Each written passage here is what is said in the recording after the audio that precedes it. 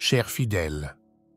Trop souvent, des histoires émergent de religieuses qui subissent le jugement négatif de la Rome moderniste.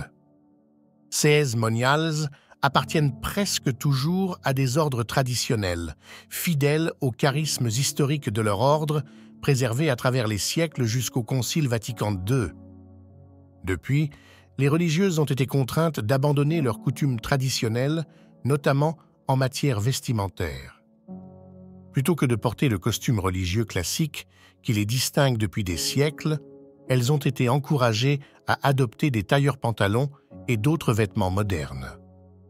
Ce changement radical conduit les religieuses à s'immerger davantage dans le monde laïque, créant une certaine confusion parmi les fidèles et au sein des communautés religieuses elles-mêmes. Cela est particulièrement vrai pour les religieuses contemplatives.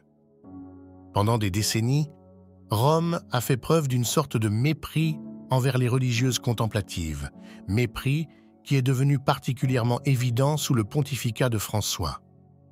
Cependant, ses prédécesseurs ont également pris des mesures similaires, quoique avec moins de ferveur et de détermination. Aujourd'hui, nous avons une autre histoire similaire, mais avec une particularité.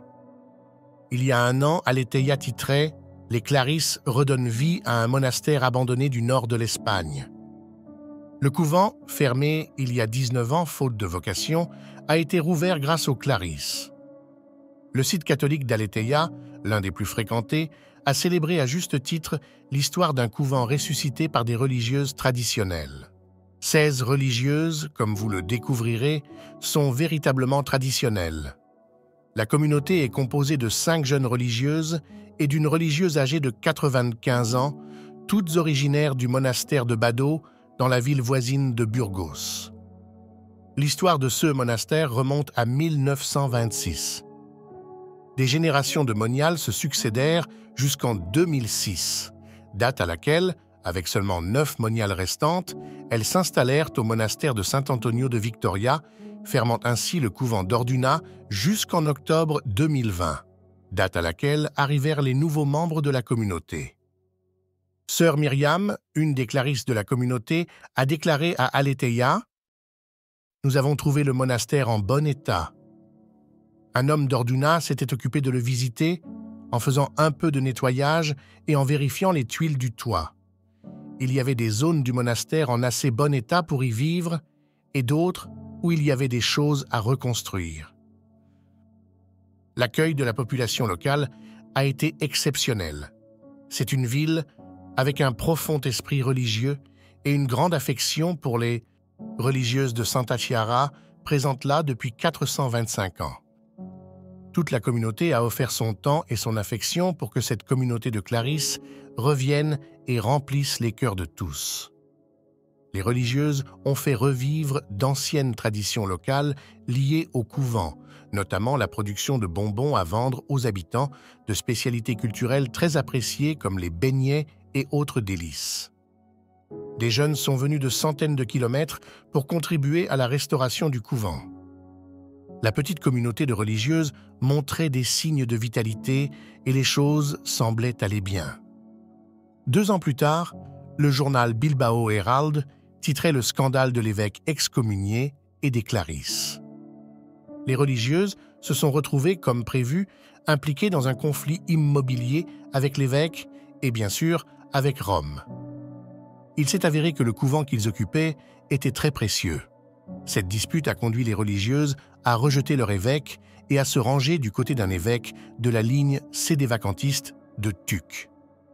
En effet, les religieuses ont embrassé le sédévacantisme. En 2 ans, elles sont passées d'un couvent traditionnel, allié à l'Ecclesia Dei et d'ordre coexistant dans l'Église, à l'adhésion au sédévacantisme.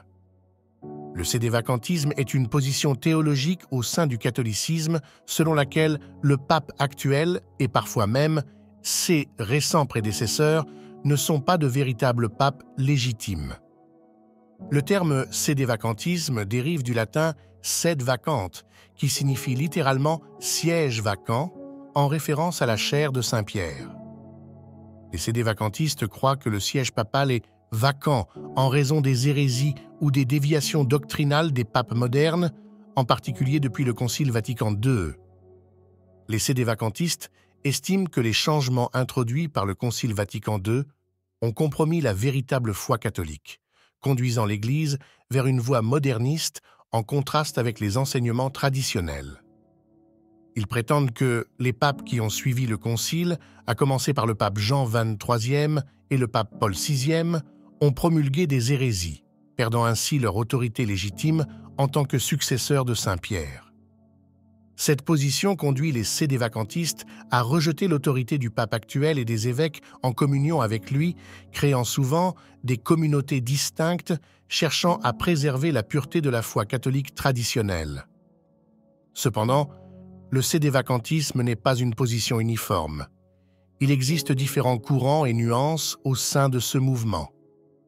Certains sédévacantistes ne reconnaissent les papes que jusqu'à Pie XII, tandis que d'autres ont des opinions différentes sur le dernier pape légitime. Bien que le mouvement sédévacantiste soit relativement petit au sein de l'Église catholique, il a gagné une certaine visibilité en raison de ses vives critiques à l'égard des réformes postconciliaires et de son insistance sur la nécessité de maintenir la tradition. Les communautés sédévacantistes célèbrent souvent la messe selon le rite tridentin et adhèrent strictement aux enseignements préconciliaires. Cela dit, leur nouvel évêque est un personnage controversé. L'article adopte un ton sarcastique dans sa description, essayant clairement de saper son autorité et sa crédibilité. Cela serait inacceptable s'il n'était pas un évêque sédévacantiste, c'est pourquoi cela se fait naturellement.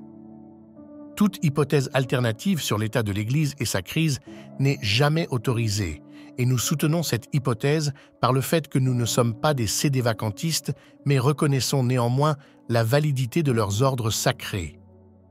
Par la suite, la décision des Clarisses d'abandonner l'Église catholique en a surpris beaucoup, mais pas tous. En avril 2024, le diocèse de Burgos avait déjà ouvert une enquête contre les religieuses. 16 religieuses n'ouvraient les portes ni aux représentants du diocèse, ni aux fidèles qui s'étaient rendus au couvent pour une messe privée. Selon les images publiées par le couvent, Pablo de Rojas Sánchez Franco, l'évêque schismatique excommunié en 2019, s'était autoproclamé pape des Clarisses de Badaud. 6 religieuses, risquant l'excommunication, se sont retrouvées impliquées dans un problème économique qui en a surpris plus d'un. Derrière ce schisme, en effet, il y a une composante financière importante, l'échec de la vente du couvent d'Orduna. Ce bâtiment avait été abandonné en 2002 et, en 2020, les Clarisses de Badaud avaient accepté de l'acquérir pour 1 200 000 €. Ils avaient payé plus de 100 000 € par versement semestriel, mais n'avaient jamais finalisé l'achat. Le défaut de paiement entraîna la résiliation du contrat, mais les religieuses n'acceptèrent pas cette décision et intentèrent un procès à leur congrégation en mars 2024.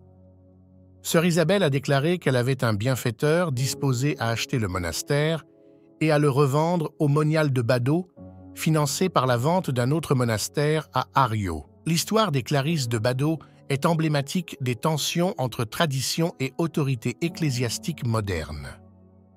Les religieuses, essayant de maintenir leur identité traditionnelle, se sont retrouvées dans un conflit économique et idéologique avec le diocèse et Rome. Leur décision d'adopter le sédévacantisme était drastique mais compréhensible, compte tenu de la pression et des difficultés qu'ils ont rencontrées. J'invite chacun à réfléchir sur cette histoire et à considérer le rôle des communautés religieuses traditionnelles dans l'Église aujourd'hui. Il est essentiel de prier pour ces religieuses et pour toutes celles qui se trouvent dans des situations similaires. La crise de l'Église est complexe et requiert discernement et compréhension de la part de tous les fidèles. N'hésitez pas à me dire ce que vous pensez de cette histoire dans les commentaires. Êtes-vous surpris qu'après 11 ans de pontificat de François, un groupe de religieuses ait été poussé vers le sédévacantisme? Vous attendiez-vous à ce que cela arrive plus tôt? Si vous avez aimé la vidéo, n'hésitez pas à aimer et à commenter Amen. À bientôt et que Dieu te bénisse.